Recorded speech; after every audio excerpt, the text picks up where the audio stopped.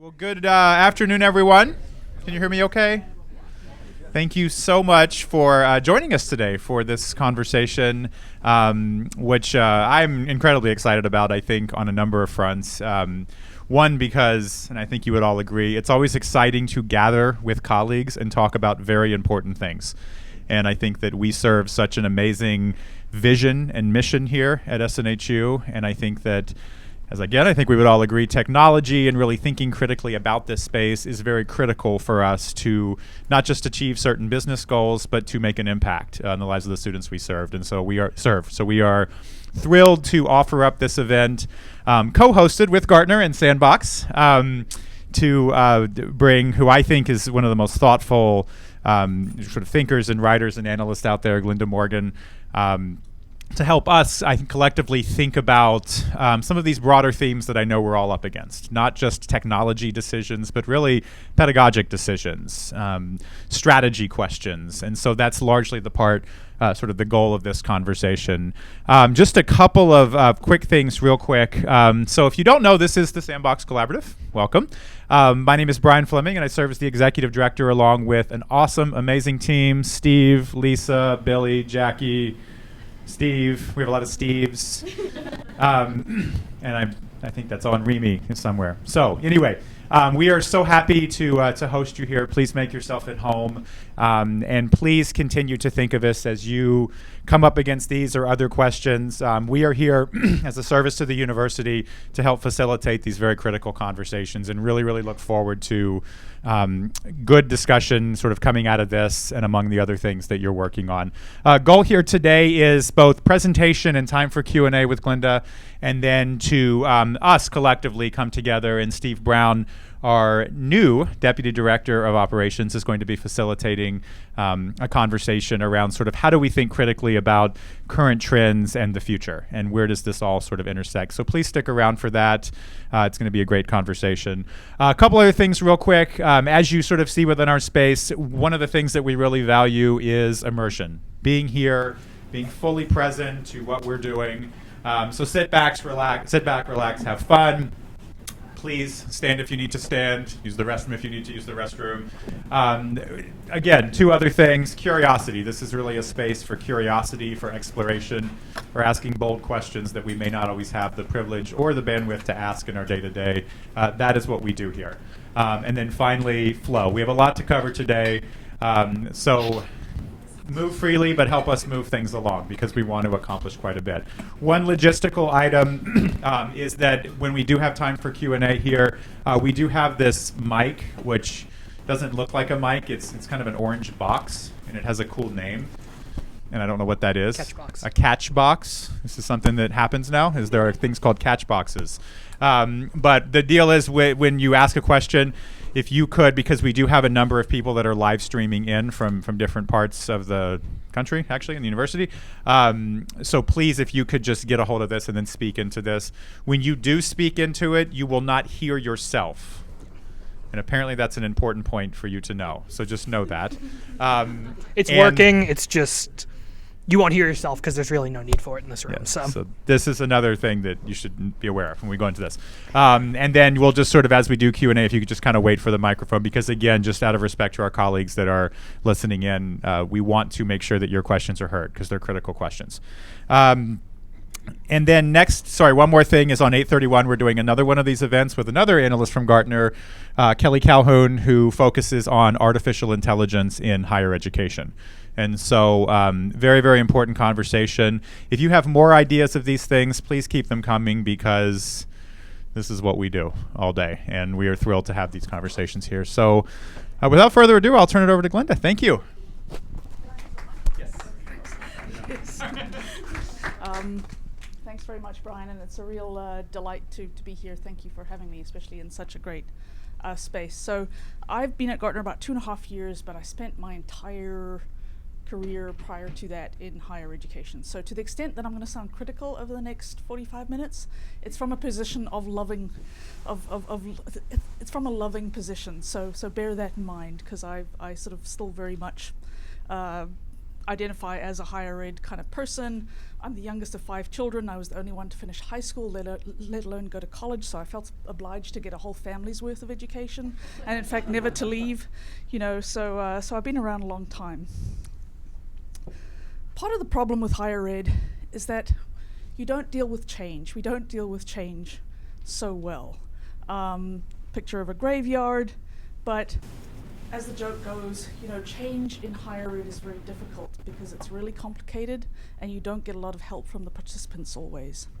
So, but we're going to sort of talk about that a little bit. Typically in higher ed, you find yourself sort of pulled in 2 different directions.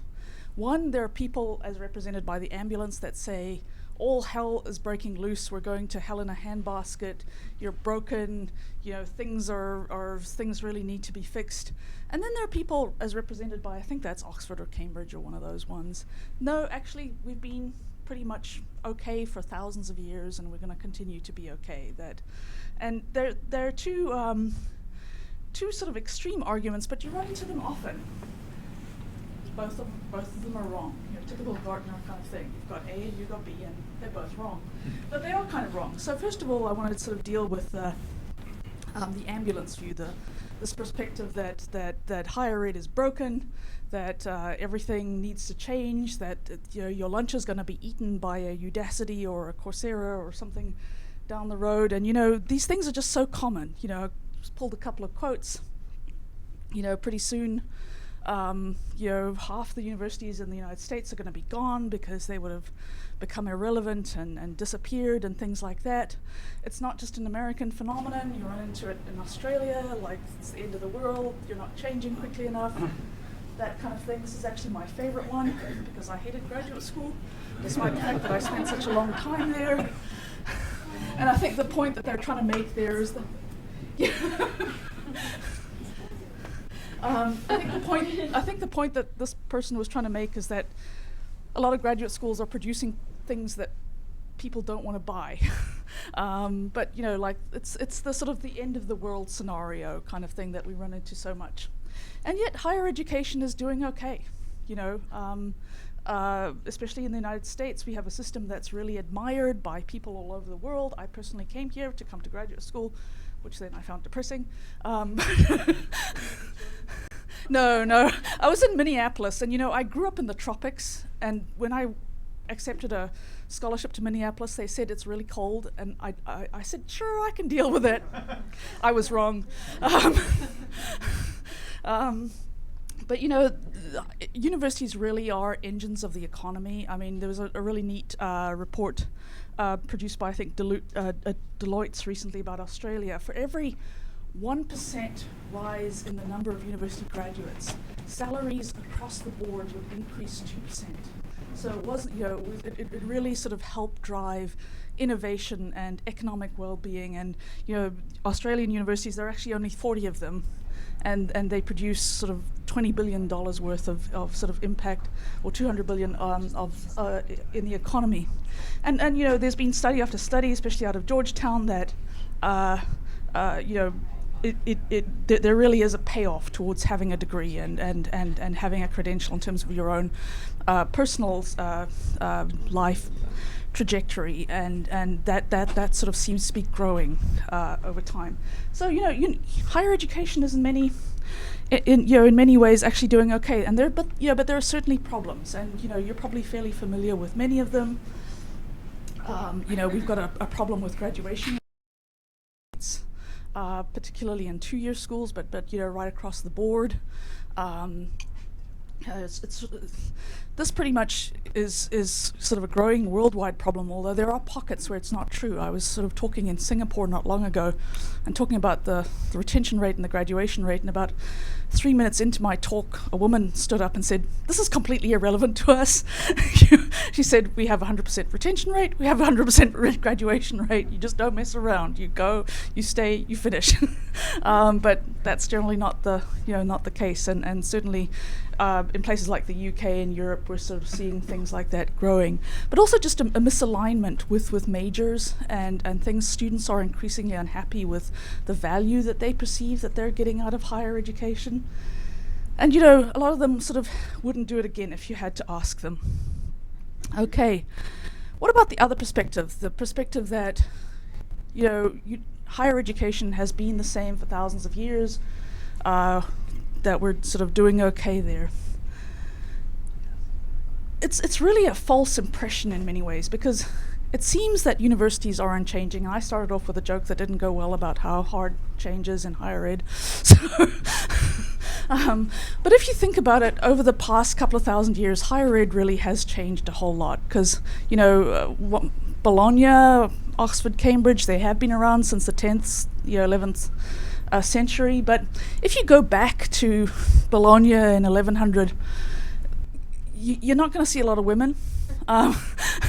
It's going to be pretty much men, and increasingly we see that changing, where in most universities now women students are the majority. In those early years, the first couple of hundred years of higher education, it was primarily about educating the clergy, and certainly in Oxford or Cambridge, that was the only reason why you went to university, is to become a clergyman. You didn't always follow through by becoming a clergyman, but that's why you went. University education was also for the minority, and that really has changed sort of since the 60s and 70s.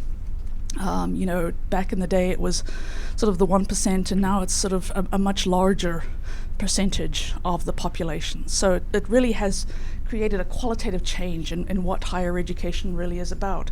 It's also become a mass phenomenon, and unfortunately my data didn't really stand up there, but if you go back to the 1840s, and it's largely in this neck of the woods that you're going to go back in the US to sort of see what higher ed is. You know, you had a bunch of higher ed institutions, but their average size was about 112. Right now the average size institution, which is actually much lower than I thought it was going to be, is 5,000 in the United States, but that's because you've got, you know, lots of small liberal arts schools that really do. For every one southern New Hampshire, you've got a lot of these sort of small seminaries and things. You know, going back in the day, they're primarily 4-year institutions, and now increasingly they're 2-year institutions. They're different kinds of institutions. And, you know, back in the day it was an individual focus because they were so small, whereas right now it is much more of a mass kind of phenomenon. So there really has been a profound and ongoing fundamental change in higher education. It just sort of, you know, it's like the frog in the hot water. It happens so sort of slowly that you don't really notice. But one thing has been constant in all that change is that it has been resisted. You know, I should actually shorten this so it's more punchy, but it's essentially a quote from Plato saying, you know, oh my goodness, this writing stuff, it is the end of education. Like, once you start writing stuff down, it's civilization is lost, basically.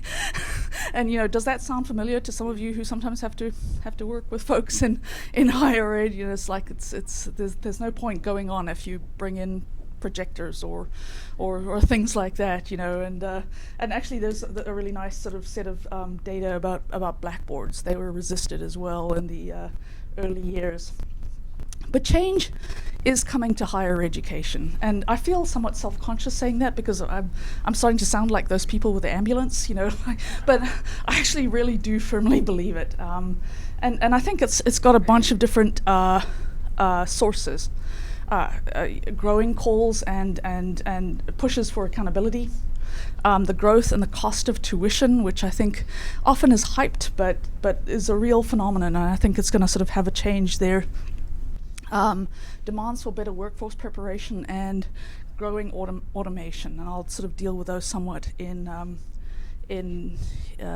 order. Many of you spent a long time in higher ed. You're sort of familiar with this sort of concept, especially in public higher ed. The less money you get from the state, the more data they want, and the more they want to direct policy and things like that. And that is sort of a growing sort of trend, in particular, for example, around outcomes-based funding. In the United States, this map shows the spread of outcomes-based funding, and it's from a really nice group who's producing some nice research around that. You know, there's always been performance-based or outcomes-based funding in public higher education in the United States, but it was usually at the margins, so that, you know, if you hit certain goals, you could get an extra little bit of money or something like that. Increasingly now we're seeing states move to systems where your entire budget as an institution is linked to hitting certain metrics. So I live in the state of Florida, and we're one of the places that has implemented that. So every week I've got a Florida institution on the phone saying, boy, my funding is at risk because I've got to hit this metric around first year retention, this metric around second year retention, this metric around graduation of minorities, all of these different kinds of things. And if they don't hit them, then they get pushed to the bottom of the barrel in terms of funding. Australia, you're starting to see that increasingly happen, and also in the UK, they've got a new system where actually it's linked to student satisfaction, so it's even more fickle. But your ability to set fees is sort of linked to that. So we're seeing sort of a really growing trend for that all around the world. A sort of second push for change is the extent to which higher ed is increasingly funded by the students as tuition as a percentage. That's a complicated table there, but essentially the amount that students pay to cover the cost of their education outside of really elite institutions has really been increasing. I remember back in my bad graduate days in Minnesota when I had to cross the Mississippi River in the snow to go register for my courses because we didn't have SISs and electronic registration systems. They would print out the little thing of courses I was taking, and it would say the state of Minnesota pays 73%. I dug up one of these things. 73% of your the share of your cost of tuition. I think right now it's 23 or something around about that. In many like Pennsylvania, Penn State, I think it's down to 7. So increasingly that cost is shifting to students, and we hear so much about student debt and things like that. Sometimes I think it's a little overblown. I think what's the average student debt now? It's $35,000. And averages are bad. Can I make a salacious joke here? Yeah, turn off. The problem with averages, as my friends the statisticians say, is that the average American has one testicle,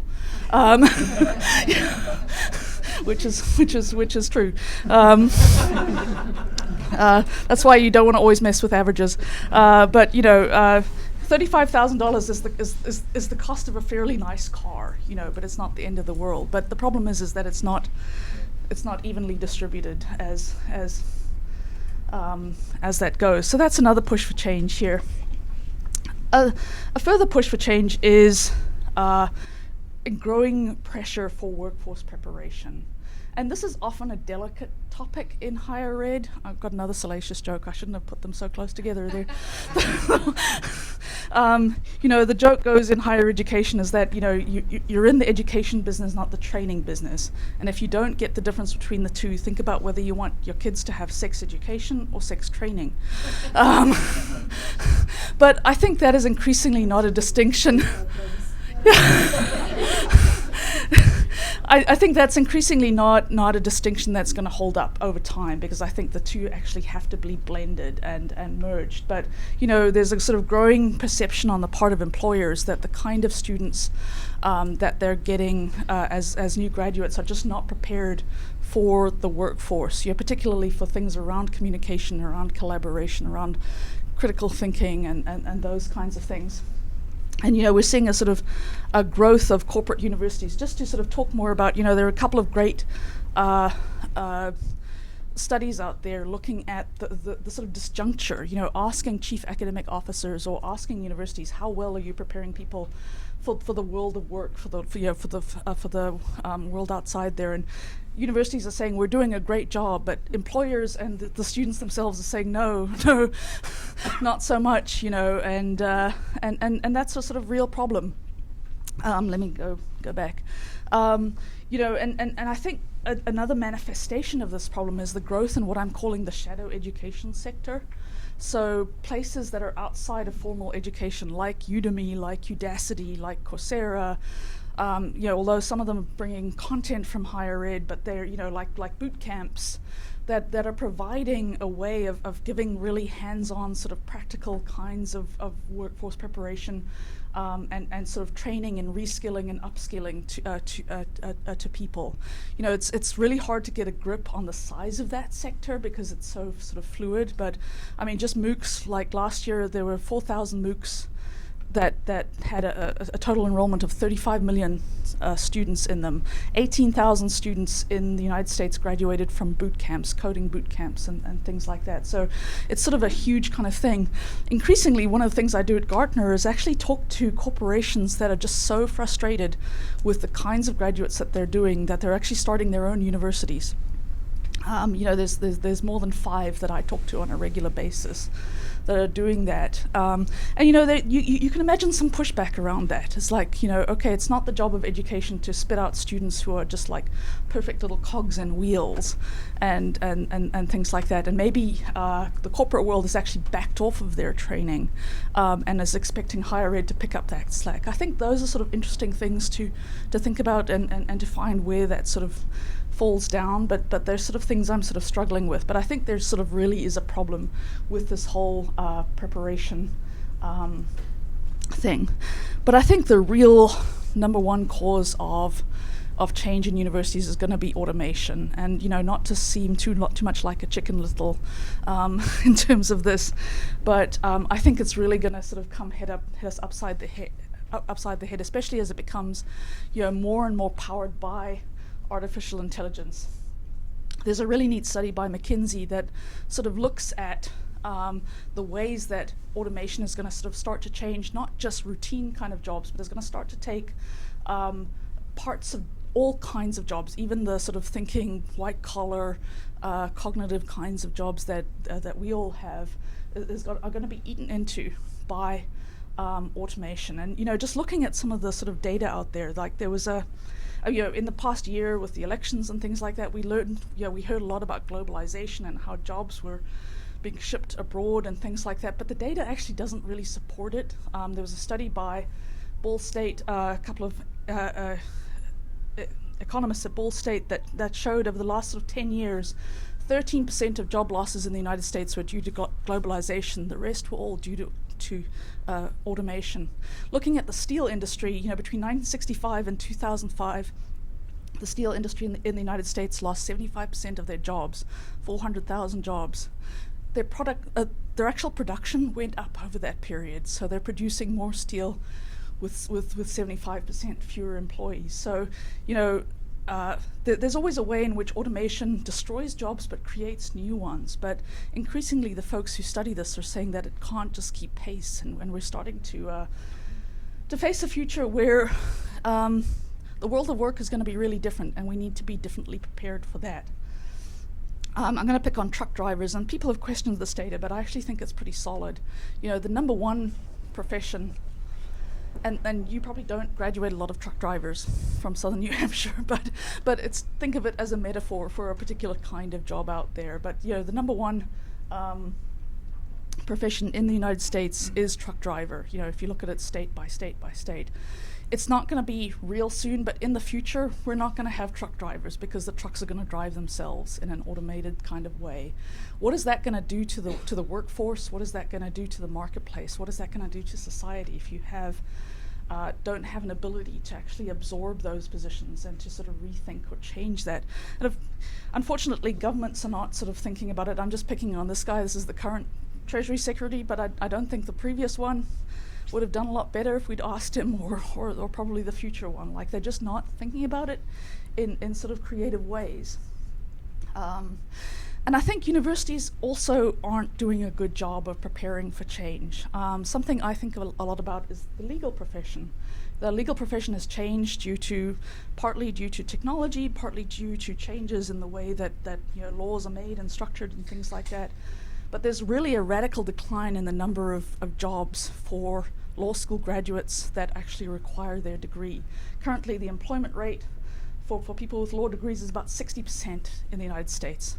But that belies a lot of stuff going on. I used to be at a university before I came to Gartner, and like many research universities with prestigious law schools, they had a policy of they would employ every single law graduate after graduation for a year doing legal aid work if they wanted the job, so that they could then report to the American Bar Association that they had 100% employment in jobs requiring a law degree. My old university did that, but they pretty much all do that these days, because otherwise they really start to be dinged. But change is difficult because you've got a tenured law faculty, and because of the way graduate stuff was funded, they could actually set tuition at the rate that the market would bear, and so there weren't a lot of incentives to change. So change is going to be hard, but it needs to happen. Some places I think are doing a better job. I mentioned Singapore before. I think they're actually out there sort of trying to think about, okay, what way is society changing, and what kind of skills are going to be required, what kinds of people, what kinds of skills are they going to have, and how can we sort of start to prepare that. But I think in general, many of the Asian countries are doing sort of better. And we need to do a better job of preparing students. I'm sort of working on version 2 of this talk, which is called The End of Education, the Future of Learning, because I think we're heading into a situation where education as we think of it is dying, and it's being replaced by learning. And part of the reason why I think education is dying is because I think education is bound up by 3 things in our heads. One, it's of fixed duration, so education is something you go to college to get. 2, it is education versus training, and I'll spare you the training versus education joke again. And 3, it's very formal. It happens in classrooms, and obviously there's bits and pieces of ways that's changing, but we really have to start moving towards a system of learning that is lifelong, that is involves training as well as education, and that includes informal as well as formal learning. So, and I think as part of sort of responding to that, universities really need to get more flexible. They need to start thinking of a whole ecosystem of partners, that you're not the only actor in your space. You're going to be working with third-party providers and all different kinds of things. And you really need to think of education or learning as a lifelong thing. It's not just a one and done. You're going to be having them back, and the goal is to develop those lifelong relationships. So we need to get quicker at responding to the needs of society, not get stuck into that law school way of thinking where we've got entrenched faculty and entrenched interests, and a way of doing that really doesn't really pay off. We need to start thinking. This is a sort of concept that Gartner's working on a lot, like now, and it's an ugly diagram. I love you, Jan Martin, but it's an ugly diagram. But we need to start thinking of universities as part of this larger digital ecosystem where we're working with companies and providers and all different kinds of things in this sort of way of doing it. But we also need to start thinking of education as a lifelong process where students come in, they go out, they come in, and sometimes even across the course of a degree, but certainly across the lifestyle. That being said, I think there's a lot of hope. I'm the world's least likely optimist about these things, but I actually think that the future of learning is going to be heavily competency based, and I know that's going to come on happy ears in this particular neck of the woods, but it's something I actually say regardless of my audience. I think increasingly it's going to be cross-disciplinary, because I think we've let those silos sit for too long in higher ed as sort of rent-seeking, self-propelling kinds of things. And I think actually the value of a liberal arts education is going to increase. Partly if you can focus on some of the training parts, and I'm encouraged by some of the ways that places like Bates College, like Mount Holyoke, and places like that are starting to do it. So I think the liberal arts education as a way of sort of creating productivity or creativity is good. How is this going to affect you as an IT person? I think there are going to be more variable ways of learning, and you're going to have to deal with managing students across the life cycle, so your systems of record are going to speed up. Are you signaling me to stop? No. Oh, 15 minutes, okay. So, I can't remember how many times you waved at me. So we're going to have movement of students in and out of education. We're going to have to find better ways to provide that learning that is informal, that is got training mixed into it, that that is sort of a lifelong kind of thing. Some things to think about as you sort of go into that is some of the dangers of outsourcing. I'm just going to go out willy-nilly, and I was up in the car on the way over. I was reading the Inside Higher Ed headlines of the day, and Harvard just signed 3 three contracts with an online program management company that is taking at least 70% of their tuition revenue. As part of providing a platform and helping provide students, and I think we've got to start to sort of think about what this means for higher ed and whether this is a good deal or not, and things like that. I was surprised recently when I really sort of dug into it, like the coding boot camps. A lot of universities are starting to work with companies to put up coding boot camps. At last count, there are at least 60 in the US that I know about. Most of these work in the same way as these online program management companies. So they provide the instructors, they provide the curriculum, the university provides the brand, but they take 80% of the tuition. And there are some that are really good, but some that are less good. One of the things I'll be doing is hanging out on Reddit with some of the folks that are recruited to come teach in these coding boot camps and learning some of the ugly truth about some of those, because the whole concept of a coding boot camp is that you learn from somebody that is seasoned, that has been in the business for a long time. A lot of these companies are not doing that anymore. They're taking them straight from undergrad, giving them a 3-month training course and plopping them in, and your brand and your logo gets attached to that university. So sort of think about that. I think it's going to be an exciting time for IT. I think IT can help play a really strategic role in this environment and sort of helping universities think through how to sort of approach this new environment. It's going to be challenging. Lifelong, informal training inculcated is going to be interestingly complicated. What should you be thinking about? As you sort of replace enterprise systems like student information systems and things like that, think about the roadmaps. Are they going to be able to absorb some of that? And you guys are really in the coal face with some of this, just in terms of the kinds of changes that Southern New Hampshire has been doing it, and College for America as well. But I think everybody's going to have to fight those fights. How are competencies recorded? How are external kinds of things recorded and bring in? How can you bring things that as your students go out and work in industry and then come back, how can you bring some of those badges and credentials and those kinds of things in? I think bringing innovation into IT, again, I've worked in higher ed IT a lot, and sometimes it's like the least innovative part. It's like, no, this is the way we've done it. One of my least favorite examples of this recently, I was at the I2 conference last year, the Internet 2 conference, and there was actually a guy from a university walking around with a t-shirt that says, "The cloud is just somebody else's computer." It's like, you're at I2. Think about that, and sort of start to think about how your systems can sort of start to accommodate some of these things. So ended a little bit early because I misunderstood the waves, but more time for questions, and you can throw the box around and don't throw it too hard.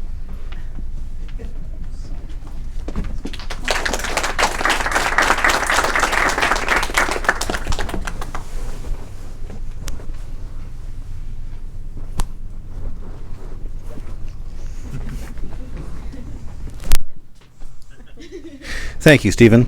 Thank you for the presentation. Nice overview of the changing face of higher ed that we've, I think, been watching over the last decade or more even.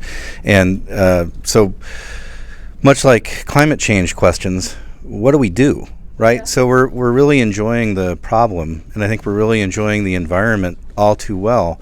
But just thinking about ways that we need to tailor our services differently. We even need to look at compensation differently. Like, how do we attract those tuition dollars? How do we slice them up so that you can keep funding the operation, but also ensuring there's that student success? Yeah. So, in part of what I was struck here is that there's a lot of data that's not quite current.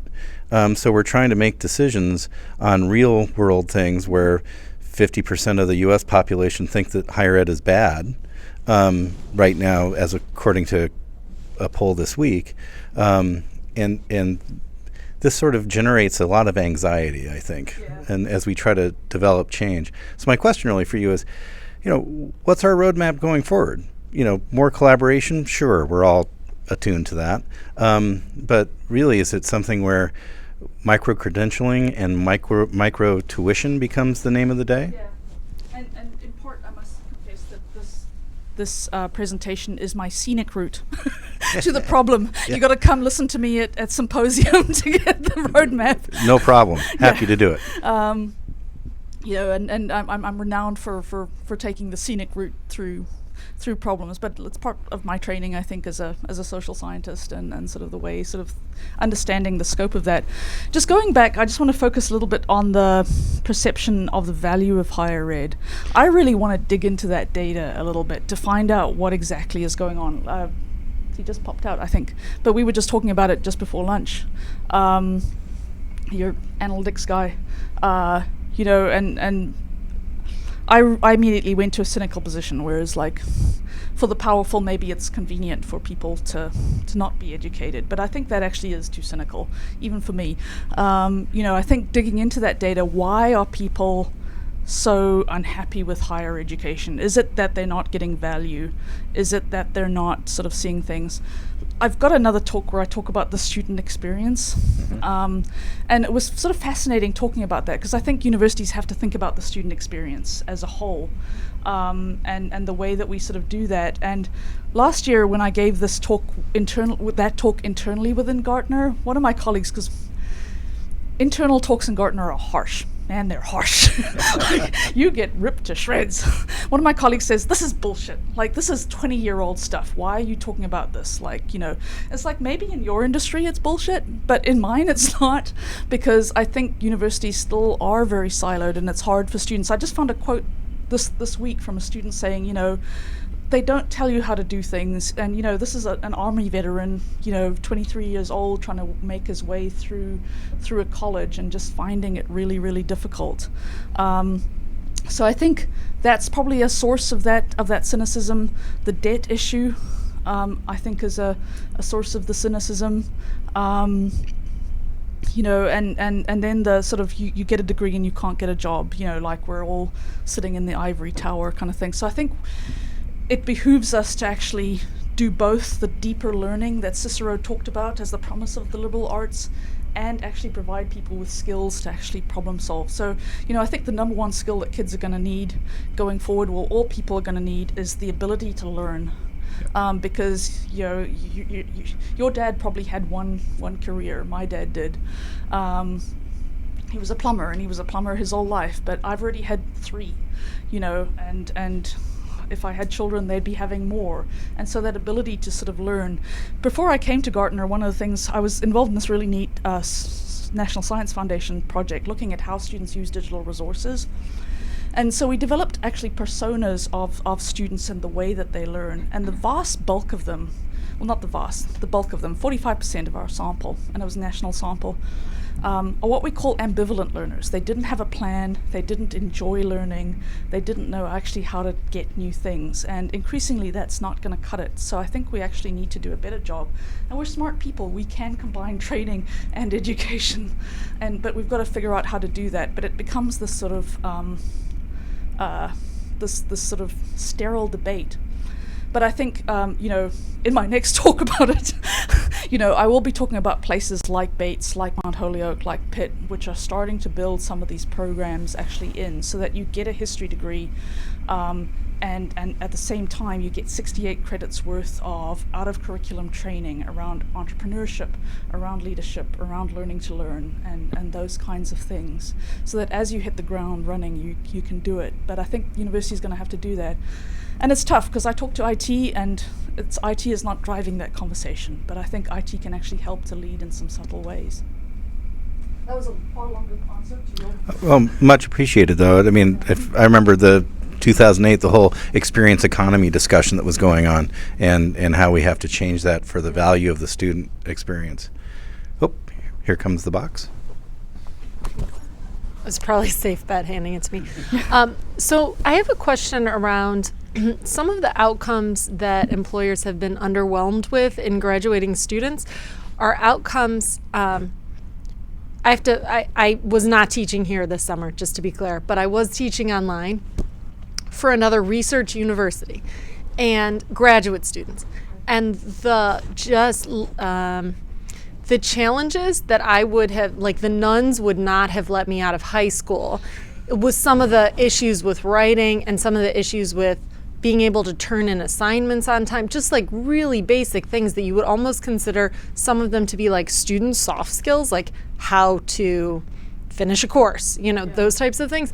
And I'm wondering, have you heard anything about any research or any thoughts that have been going on behind what is the input to that, so that the output after a degree is still not, or some of our students still aren't capable of? Yeah, I mean, I've been pondering this for 25 years. Because, well, actually probably longer. But I mean, it really sort of hit me when I came to the United States. So this is no longer true. But foreigners used to make this joke about the United States, that the United States had the best high school system in the world. Unfortunately, you waited until college to get it. Oh, snap. Zing. And it's partly because the European system and the American system are somewhat flipped. Like in Europe, this is a gross generalization, but high school's really hard and then college is really easy. And in the US, high school's much easier and college is often really hard. So that's where that joke is coming from.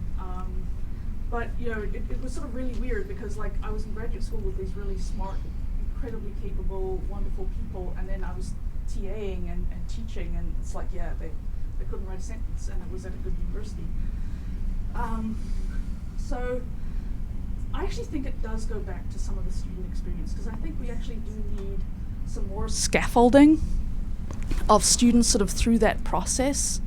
And sort of helping them make better decisions and sort of creating expectations of things. I think sometimes universities are just like, here you are, go find your course and figure it out, and if you take 87 credits more than you need, if you don't register for 15 credits, all of these kinds of things. So I think although it seems like counterintuitive to actually handhold people more, I think we actually do need to do that.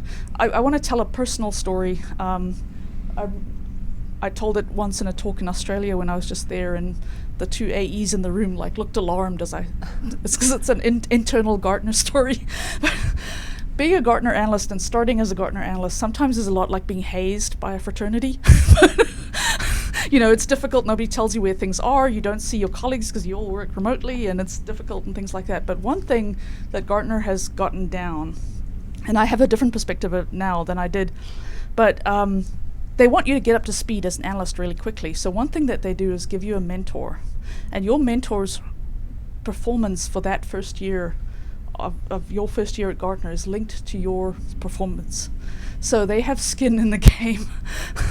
And it really hurts when you're the mentor. But I lucked out. I got the world's most amazing mentor. She happens to be in banking. She's one of the top banking people in the world. She does work with Bank of England and all this kind of stuff. But she reads every single thing that I write. We meet every single week. She coaches me on talking, on all these kinds of things, and really sort of carries me along there. I've succeeded because of her. Now that I'm actually a mentor and I'm actually tied to somebody, it's like, come on. It's a much more stressful situation. And actually at the end of the year, my mentor said to me, I had a fight with my boss yesterday because he said I could stop mentoring you, but I said, no, mentoring relationships don't end. They carry on forever. So she's still my mentor. But, I think we need to actually find ways to do that with students, in ways to say, okay, this is what it looks like to be a student, instead of just figure it out. Just a little project while I'm rambling, if you'll indulge me. But I used to work for Cal State, the Office of the Chancellor, so the central office that oversees the 23. And it's actually been in the news recently, but the vast majority of students coming into Cal States fail their entry-level math and English requirements, so they need to take remediation. And we were trying to fix that. And weirdly, one of the things we found, because we actually went and did focus groups and interviews with students on campus and in high schools and things like that, and turns out a lot of them were, well, not a lot, a not insubstantial number, were failing it on purpose. Because they thought, then I'll have an easier class next semester. things like that. So one of the ways we actually addressed that was to actually do interviews with students, little video snippets that would then be on the website that they'd have to go through, of saying, you know, I thought it would be a good thing to fail my math requirement, and instead I'd be in remedial math my first semester and it would be easier. But it turns out that credit doesn't count towards my degree, so I've wasted essentially $3,000 on taking a course that is not going to help me. So don't do this, you know, and actually sort of hearing it from students. So I think finding those ways to actually help, because like your average undergraduate, you know, who's a traditional student, they're not allowed to go buy a beer, but we want them to choose a major, a course of study with minimal kind of advice, and that has to change. Sorry. And take on extraordinary amounts of loans. Yeah. Yeah, absolutely.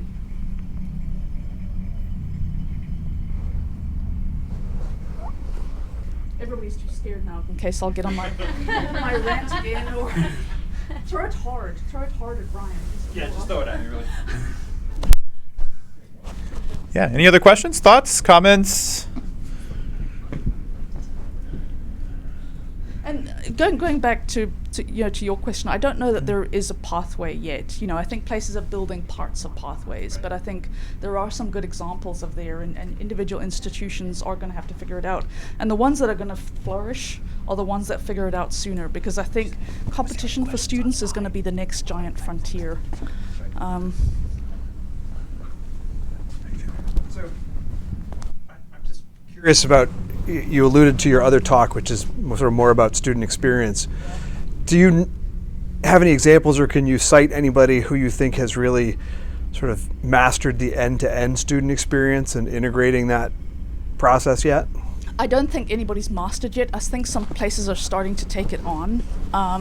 So you hear a lot about the student experience in the UK, and it's because of that thing where student satisfaction determines how much you can raise the fees or lower the fees. So they're all concerned about creating a better student experience, but it's a very superficial kind of thing. So it's like, okay, you know, having somebody in charge of the student experience to sort of like tidy up the edges and things like that. I think they're more serious in Australia, for example, but I think places in the US are starting to get it. So one of the things they're doing is starting to sort of understand the scope of the problem, like what does the student experience look like? So George Mason University, for instance, has worked actually with Blackboard to actually start to understand that, pull together a whole lot of data, created personas, actually said, okay, these are the different parts and these are where the gaps are. So drawing from customer experience stuff, you know, and students are not customers, but, you know, you can borrow from other fields and adapt them to your own field and learn. So understanding the pain points and then starting to address those, you know, just sort of simple stuff. So that's one place. American University also, actually, so they sort of said, okay, we've got a student experience problem here when, you know, we've got high fees and stuff. So they actually went to the Cleveland Clinic and to Wegmans and said, okay, how do you provide good patient experience and good customer experience, and what can we learn from here and start to sort of implement there? So those are sort of two places. The University of Utah is also doing some really nice stuff around that as well. But I think we'll start to sort of see more and more things. Now the real problem is that vendors have glommed onto this concept. And so Oracle, for example, is now saying they provide an end-to-end student experience. It's like, okay, I can't actually say what I was going to say.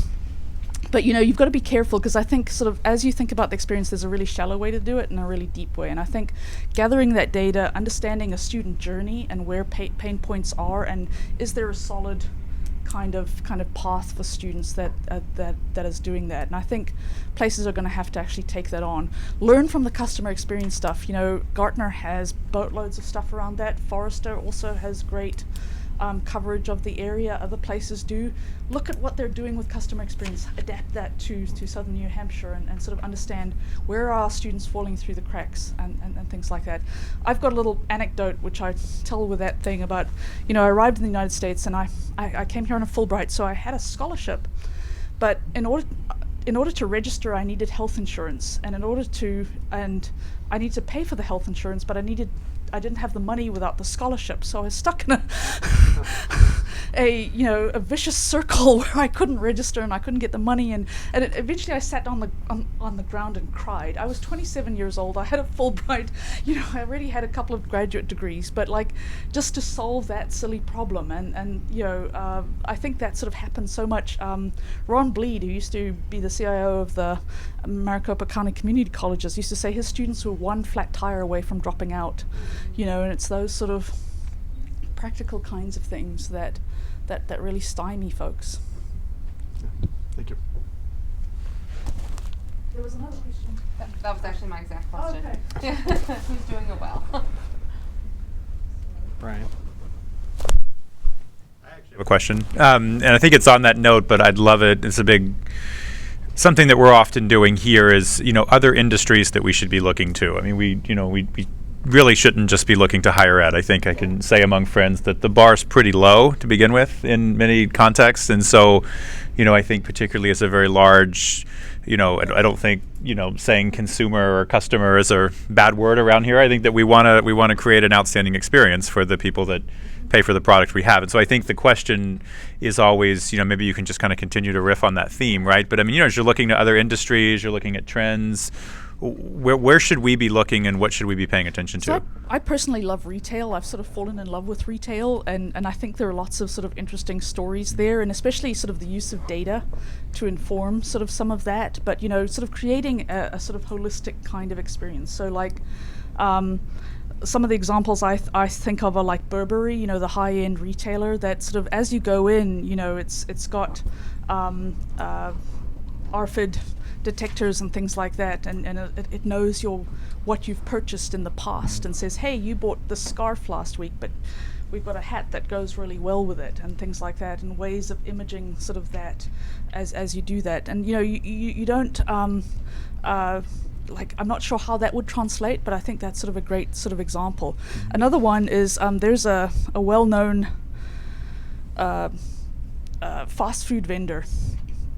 And I just love this example, and I'm still struggling with how to use this, but I think there's got to be use in higher ed. But fast food vendor that tweaks what's on the menu as you go through the drive-through, and when the drive-through is full, it emphasizes quick items, and when the drive-through is empty, it emphasizes higher value items. But just some things in terms of like pushing students towards certain kinds of courses or things like that they might not otherwise, shaping demand. I think there are some subtle ways, and maybe that's creepy. I think there's a creepy aspect to a lot of this kind of stuff, but students, the marketplace of information is not necessarily all that flat, and students sort of get different kinds of things. But if they're all trying to get in one class, perhaps tweak the registration system so that they see some other options that are actually perfectly good for them. But we'd actually have to have a system that worked for that. The one example I often use, which makes people laugh, but I actually think there are applications of this. So Iceland, there are 325,000 people who live in Iceland, and that becomes an issue because there's very little in-migration. So an extraordinary number of the people are related to one another, which becomes an issue when you're trying to find a date, because you might be related to. And so, two enterprising members of the University of Iceland, they ingested the entire sort of 800-year genealogical database, and created an app so that if you meet somebody in a bar, you can bump apps. And if you're related, an alarm goes off. Important information to have. And of course, I keep hoping somebody has then invented another app that sits on top of that, so that you can secretly, if you don't actually want to know this person, it's like, oh, I'd love to take your number, but but we're cousins, stuff like that. But because part of why I think there's so much literature in education about learning being social, and the ways that students learn being social. So is there a way of maintaining student privacy and things like that, but actually helping to create those networks. I mean, we see bits and pieces of things, but I think we need to work harder at technology applications for helping students find one another. There's great work being done on at Harvard in terms of the students that succeed or students that work in groups and sort of start to sort of figure things out. And we've got to sort of facilitate that. Like, I used to actually teach at George Mason, and whenever I taught, I would ask my students, how many other students in this class do you know well enough to get a copy of the notes from? And it was really, really minuscule. Students are isolated and don't know each other. And I was fascinated at Middlebury when Barbara Ganley was teaching blogging at Middlebury. One of the big successes of her course there was students said they got to know one another for the first time ever. And this is Middlebury, like it's not a giant university. So I think we need to sort of facilitate that way of sort of doing that. And also, it creates better bonds with the institution. They're more likely to give you money when they graduate and all of those kinds of things. So.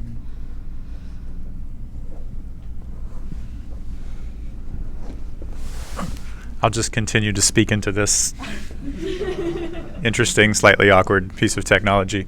Well, thank you so much. This has been a fascinating conversation. And again, from our perspective, more to come. We continue to really ramp up these conversations, which I think really do touch on critical issues. I think I probably have about 8 million questions going through my head right now. I'll ask Kelly, and good news is I get to go do a podcast interview with you here in a few minutes, so maybe I can dive into those.